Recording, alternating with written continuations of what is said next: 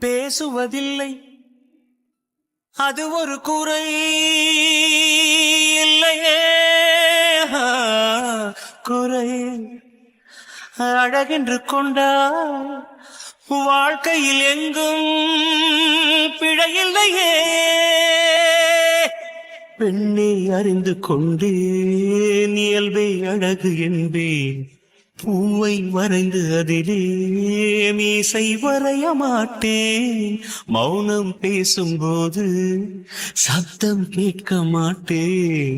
மூன்றாம் பிறையின் உள்ளே நிலவை தேட மாட்டேன். வாழ்வோ துவர்க்குதடி, வயசோ கசக்குதடி.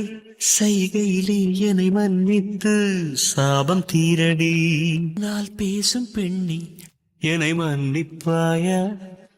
ஒரு கவிதை தமிழில் கேட்டேன், என்னை மன்னிப்பாயா?